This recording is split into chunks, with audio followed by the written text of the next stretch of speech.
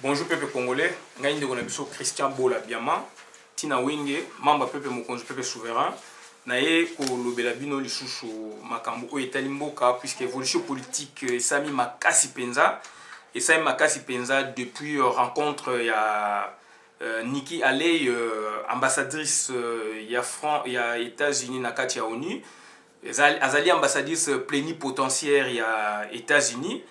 Oyo Donald Trump a pris confiance makasi.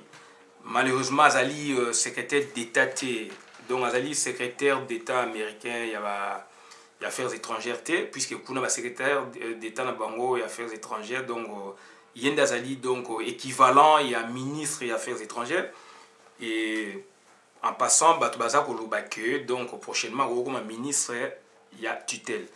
Donc bandeko na ngai azali mutu ya confiance ya président américain aye qu'on s'enquérir de la situation, qu'on ça la terrain.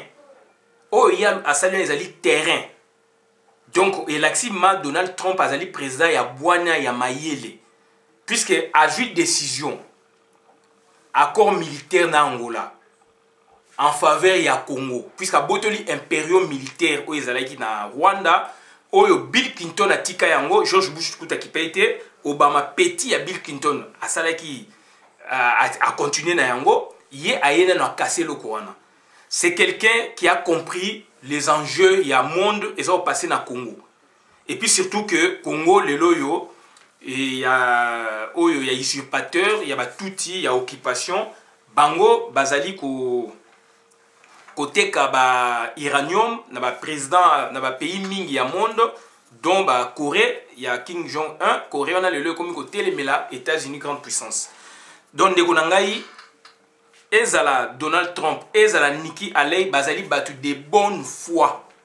Et loko basali, ça fait 20 ans, aucun président américain sala yango. Et naïb saki bino makambu ya Congo.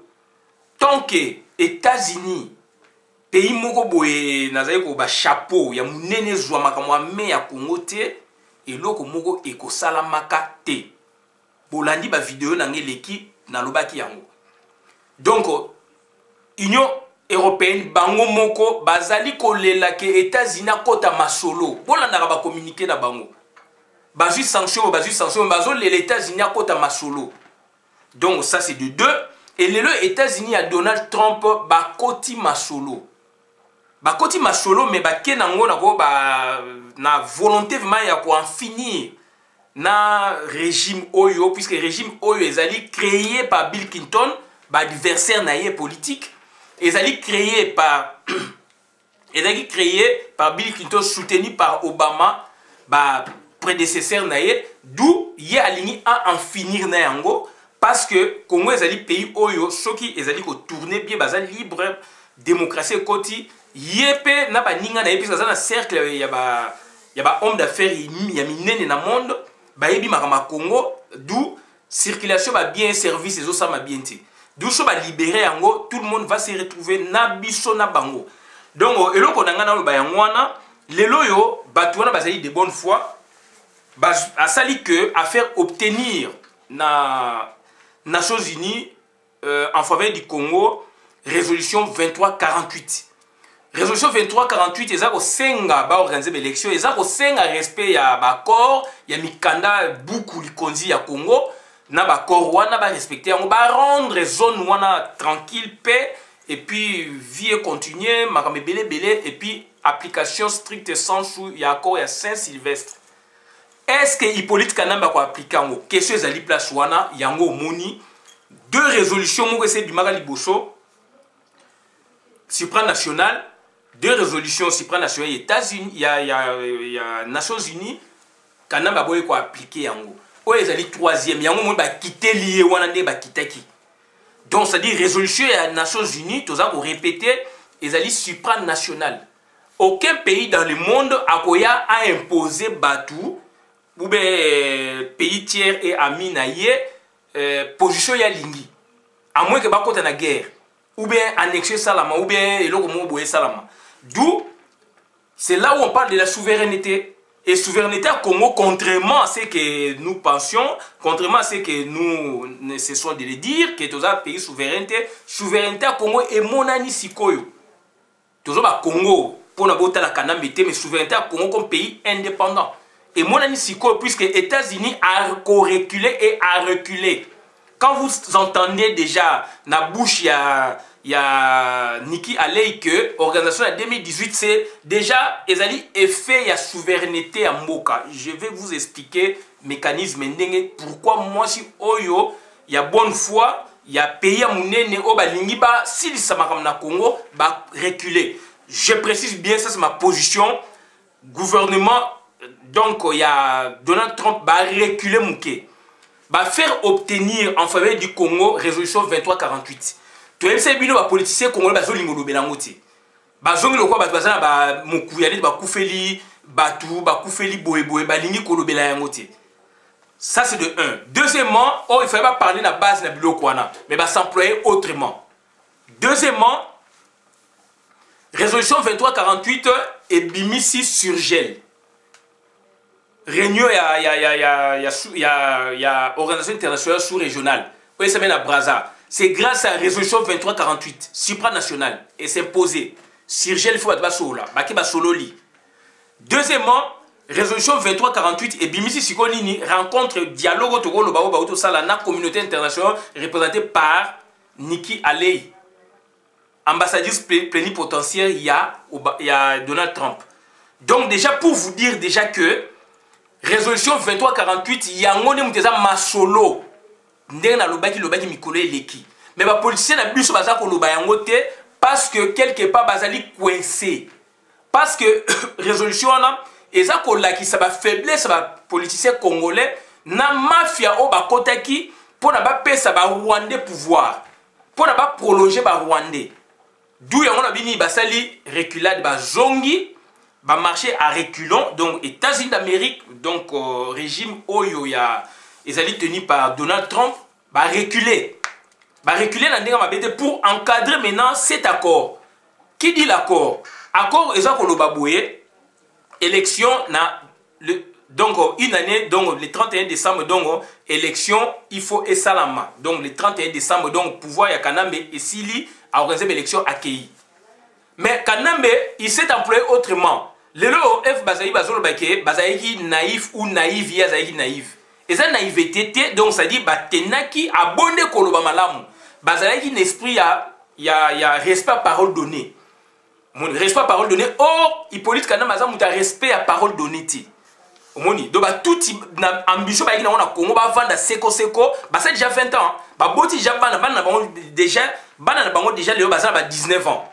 Oh, Bazan, qu'on s'appelle aussi Bazan Congolais. Bah côté ba université dans 2 ans 3 ans ba musu ba côté déjà ba comme déjà ba poste na Congo wana d'où ba yaki na mission OK pour faire 50 ans et 50 ans pour l'ensemble facilement ba bouffer biso déjà 20 ans donc ça dire et puis présent là ils étaient à jeune donc ça dire la démarche était là et ba kati yango na Donald Trump tanga kati yango et yango toza ko lobela bino lelo yo yango toza ko expliquer lelo yo Donald Trump a kati yango parce que à lingi peuple congolais massacre si là élection ça la démocratie côté na mboka wana donc état des droits pe wana lobby to côté yango mais ba politicien congolais ba signa na kati accord ya Saint-Sylvestre ba signa clause moko ezali wana ba lingi ko eza clause moko secrète Senko yebiango, Rasop ba yebiango, mouvance présidentielle ba yebiango donc tout le bapena F Bazaï ba groupe non ba yebiango et ba politicien Congo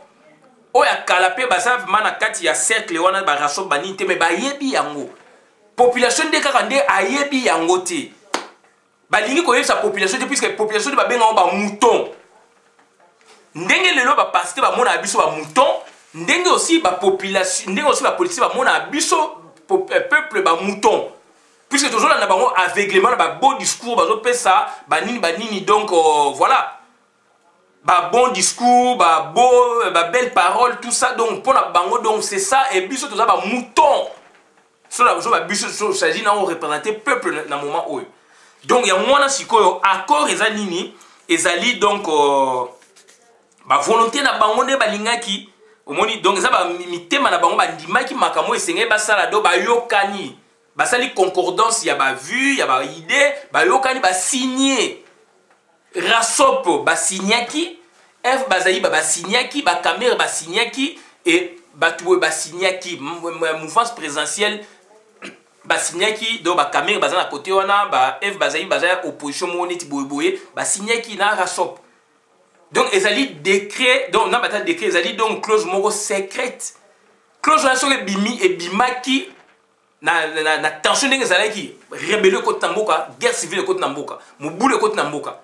Donc babombaki yango bayebaki bakobimisa yango babomaki na frigo bakobimisa yango na moment moko opportun et Nike alei biloko wana biso bayebaki yango bien te bango bakeyivement na décision que comment expliquer nous États-Unis d'Amérique boye mboka boye eza kodéranger biso et matière wana euti na mboka boye comment expliquer biso prédécesseur agisaki te bazwi décision bainfluencer oni azwi pe résolution et ça échec côté à Hippolyte Kanambe d'où retourne na bango colère na bango bakoti siko ma droit de l'homme oh ma droit de l'homme so pe basali malamu te ba obenga na bango droit de l'homme eza nango oui mais donc base ndeza koto kuna likolo d'où siko problème na bango eza siko nini ba esko yo ko lakisa siko na diplomatie après échec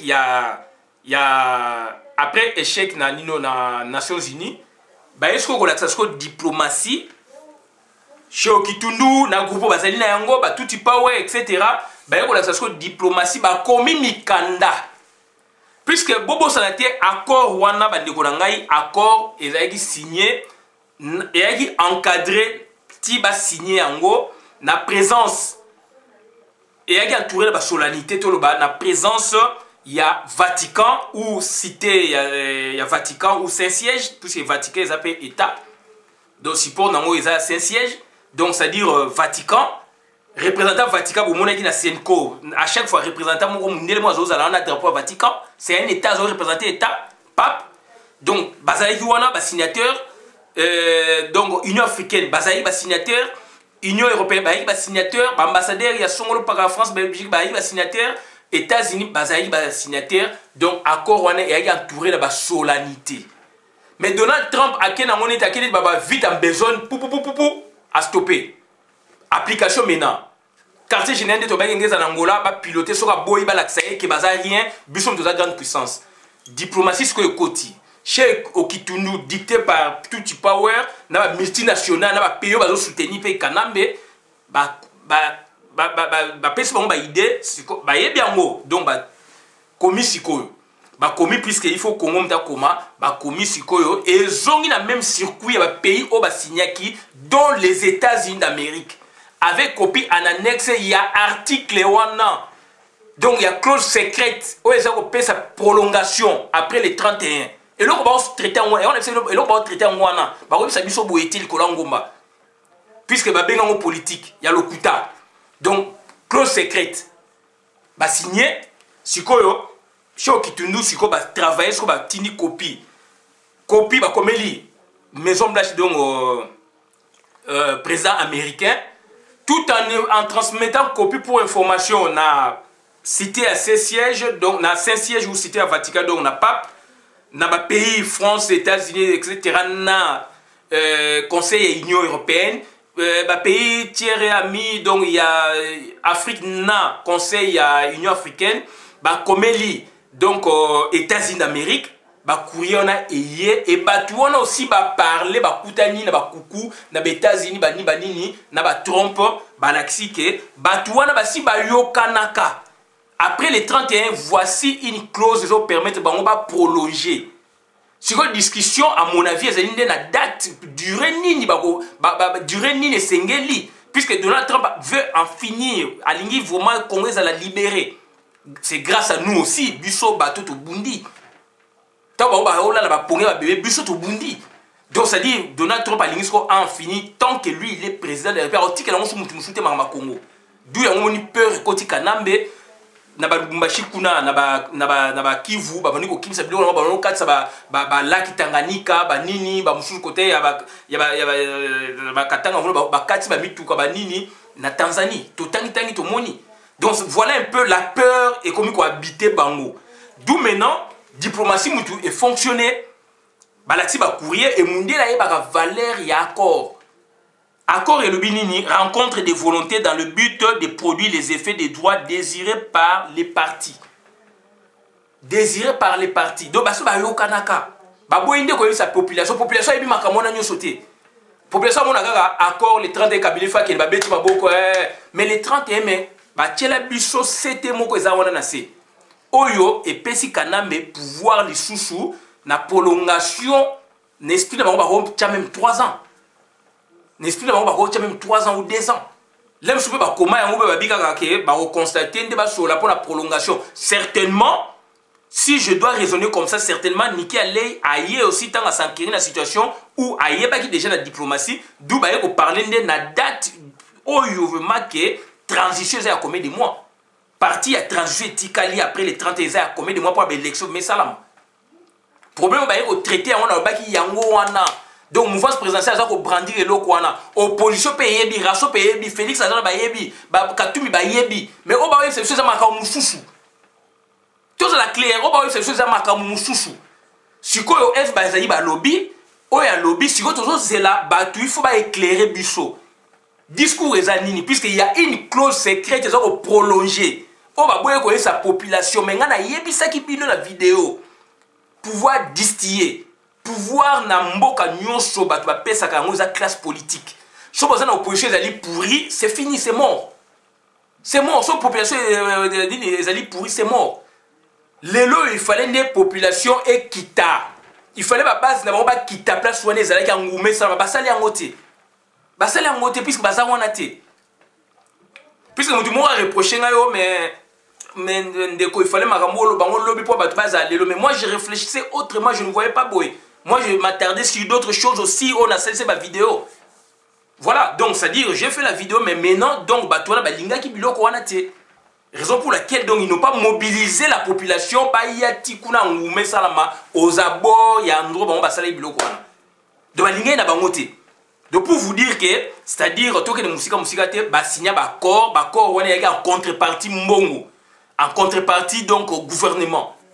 Et donc yango wana situation toza nango lelo yo yango wana. Yango omone chez au Kitundu pona et le quoi efficacement et ça man efficacité ne ba balinga ki ba bimisi caméra ba créer scénario wana kangudia longwa boy moi crise mo pone justifier caméra bima kangudia pas boy caméra y wana aye pour faire quoi ba bimisi ba ko opposant donc aye wana zali donc bazali une des personnalités en plus il y a majorité d'où et comme ce qu'on a ni batu et belé ba parler na prolongation puisque ezala rasob eza Félix ezala boyeboy eza batu nyoso rasob bazali lié na makambo ba signaka ba boya ko yebisa biso population to kominde na point wana zemi ya moi c'est bimaka liboso zonga ka simate bande ko na ngai on accuse personne mais on parle véridique to kominde na position na bande ko na ngai sikonde batu bazali bloqué quel discours ba ko yela biso lisusu. Donc bato comme bloqué ce qu'on est loko wana bisoté bato balinga ki bomba comme bloqué ils vont se justifier comment auprès de la population puisque Kanamba zali wana donc d'ici au 30 so ga démissionner peut-être ba roche pression démissionner mais je ne pense pas puisque na Niki allait tant à BBC bloc en 2018 elle ne fait que constater bon condamner pourquoi États-Unis royauté ga benga na bato bombala moko non puisque il y a accord mundela kontaka na accord Mundela kontaka na corps, mundela kontaka donc na ba traité à Zarabou donc azarma donc après ça en mouvement kilo na mo respect na mo. Boyo kana ki déjà ya ça suni. Yes quoi peut-être ne ko encadrer lingi de façon abusive pour ça autres appel population. Na mbongo ya PC belebe pour makambe ça ma milliard ba paix banini ba au mona clarté ba ça l'évaluation. Il y a 20 ans aux États-Unis a payé ba milliards de dollars pour na paix na Congo et rien ne change. Milliardaires d'où qu'est-ce qu'ils ont fait? Ils sont descendus sur le terrain pour s'enquérir de la situation. Donc, qui accord on a quatre accords assez Sylvestre clause moko ezaliwana ils ont permettre de prolonger de quel mois de quelle année tu es habité. Mais je pense avec la bonne foi il y a Donald Trump na Nikki Haley donc ils vont l'écourter. Ils vont l'écourter. Et déjà caméra ça plan déjà il y a cité de l'OIA au Cameroun qui est élection en avril 2018. Avril-mars 2018. donc ça dit situation ezali wana oki susu neti 200 jours bapesa kamna mais soki 200 jours ezali par rapport à babiloko wana ezali bapesa ko pa mate en contrepartie balia bambongo bambongo ne permettra bango batikala na ba siège wana bambongo ne permettra bango puisque ba kota déjà la pouvoir bako kangaka bango te bako inquiétaka bango te bambongo ne permettra bango ba pécule wana et permettra ba basoma ba mapango na États-Unis na ba France na ba Belgique na ba nini ba komando na ba mapango na ba propriété na libanda batindi bana na bango ba poto ba famille na bango ba poto ba komi donc sécurisé ne balingaki donc à cause ya régime oyo ya ba corruption puisque base na bango ba fani ezani corruption corrompre donc c'est-à-dire ba salaki tout ba décaler moi s'il fallait le 21 ba tiango du 26 au 28 pour la caméra abima ça ba scénario sali donc ça dit makamdje et beba ki place wana donc eloko na lo ba wana donc ça dit tozali awa sikoyo il faut pas te condamner Donald Trump, il faut pas te condamner Nikki Haley, ce sont des personnalités de bonne foi, personnalités internationales de bonne foi, balingi ba si sa Makama Congo. Et Makama Congo ba si sa mo puisque ça peut dans le tuyau. Donc ba respecter souveraineté à Congo. Souveraineté on a zolo ba ezali quand même, ezali na place wana donc ba signaki ba yokanaki. États-Unis vont reculer. Pour nangai, donc ba reculer, tant on a dit Nikki Haley a parlé déjà 2018, les États-Unis vont reculer. Donc, ça dit qu'il y aura une énième transition. Dans la énième transition, normalement, il faut rassopo, sa premier ministre, ça c'est interprété si comme hypothèse là. Donc, il faut sa premier ministre a kumba transition ti élection et salama. Ça c'est première hypothèse. Deuxième hypothèse, c'est ali ce qui rassope, yoka ni bongo et qui rassope à boyi kozwa primature. Donc gouvernement oye kozala wana donc oye ezali ya chibala ba ko continuer pour organiser les élections. Troisième hypothèse, Hippolyte Kanambe akoyi ko ndima pour ne pas les organiser puisque ayebike akokufa kana ye. Akotika la kaboué, bakotika ke boete, bako kangakaye, akokufa kana ye, garantie mon réalité dans l'avenir puisque États-Unis changé ma solo partout à cause de l'insécurité. Dernière hypothèse que vous appelez la première, donc démission. Donc première hypothèse et puis na première hypothèse donc et puis comme la dernière donc à quoi démissionner d'ici au 31 si je ne m'abuse. Donc ça dit maram nangana lo bayango na bandeko nangai na bible pourquoi parce que il faut boyer bayango États-Unis ça dit de bonne foi ba yé pona basilisa mais clause moko est bloqué bango. D'où avec la souveraineté d'un pays ba zongi sima. Ça c'est mon point de vue. Puisque na landi Nikki Haley à lobby à boire que loko moko boyer élection de 2018 je me suis dit ah donc par rapport il y a ndenge na loba ki clause wana. Clause la politique na bino ba sabino ngote ba sabino ngote puisque ba carrière na bango aussi la population ko baluke la bango.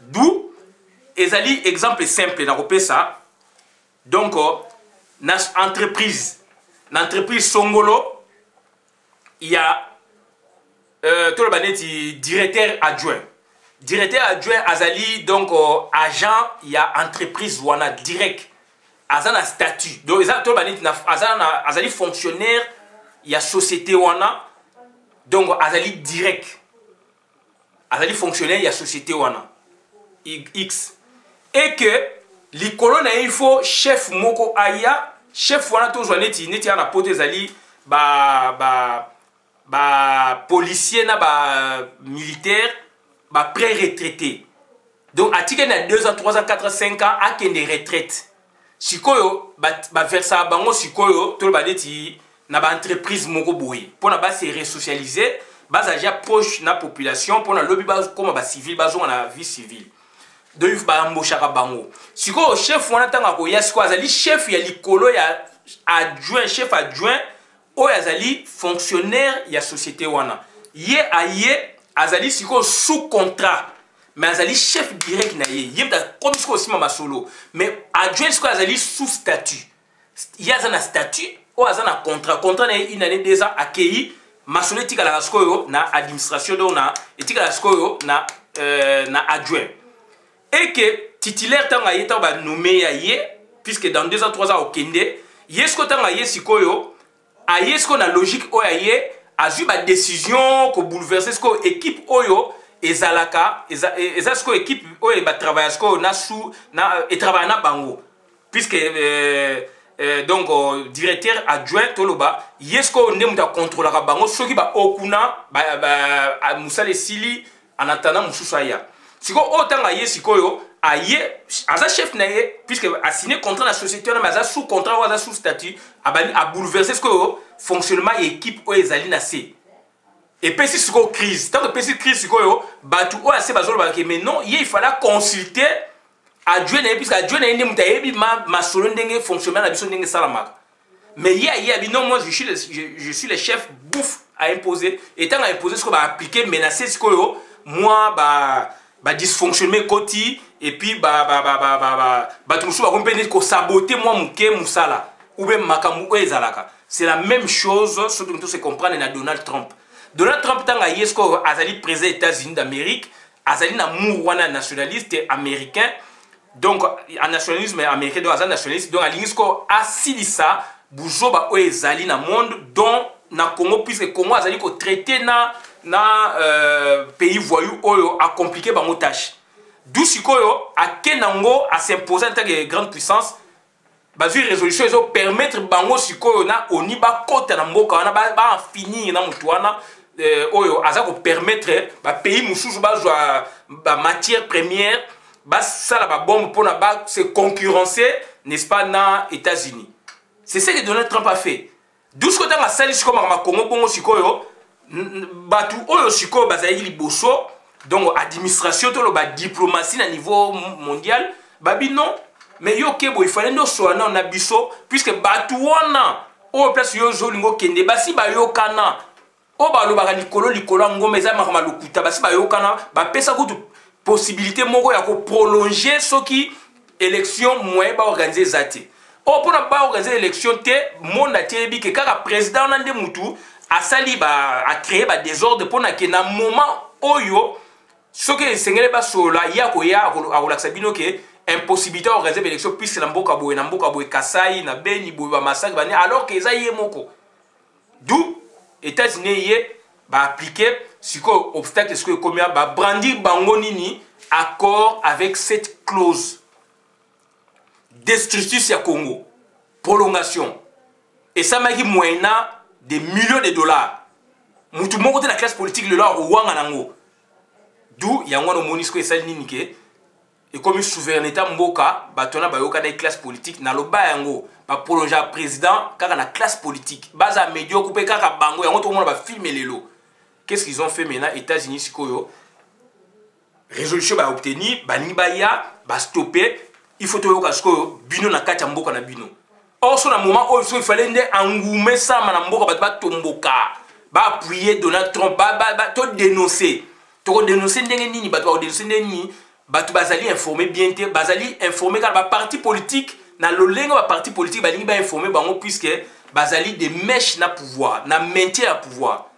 Qu'est-ce qu'ils ont fait? Envoyer ambassadrice tanga kiti koyo ayoki oyo déclaration à l'obispo na 2018 donc na 2018 donc élection ego salama et avec Donald Trump ego salama mais on a dit avec ba hypothèse on a tangeli bino puisque kana meso abo au sala sko wana sko donc ba ko côté la yekuna mais sko yo ba pesi ba ko pesa bango encore chance ba s'organiser ba se réorganiser et cette fois là sikoyo administration Trump sikoyo ba otala sikoyo Obama Trump ba otala sikoyo ezali combien de mois oh to linga ki ou bet des habitants 2 ans c'est trop biso de ligne dans 6 mois puisque vous avez encore 2 mois plus 6 mois ou 4 mois plus 2 mois 6 mois ou 6 mois plus 2 mois qui vous reste d'ici au 31 donc 8 mois organisez-nous les élections pour si Trump alinga 600 tant que yemo azawana donc ndeko nanga makamna yaki au website bino ngwana na 5 na bino nostu ingeta victoire eza côté na biso et kozala ya biso politique ezali lokwa magie donc mutu nyonso maîtrise la magie et puis politique babenga ngo art ya mensonge mutu nyonso tout azali na zozo politique comme art mensonge alors politique ezali art d'administrer de gérer et de maintenir les institutions de l'état donc bango baki la politique na art mensonge na bango yango wana basali nini babombi clause wana oyo balelaki yango mbongo clause wana lelo oyo bandimaki te yango moni f bazali bagangi tozalaki naïf te bayebaki makambo osala sikoyo bamonaki ndeke azali mutu o azali étranger bamonaki azali mutu respect parole donnée bango basala makambo respect parole donnée te donc bandeko na ngai makambo nazalaki ya koloba yango wana donc namoni bato mingi bakomi donc États-Unis baza ko respecter souveraineté Congo ya pays nyonso ndenge ezalaka ndenge esalami mpo na ngai bako reculer mwa moke tout en contrôlant maintenant processus na finalité dans Kanam il doit partir et il partira. J'ai dit et je vous remercie. Bon la vidéo malam boka bola yango pour la communauté donc c'est-à-dire makam tozali na ngwa boye sabino yango wana merci.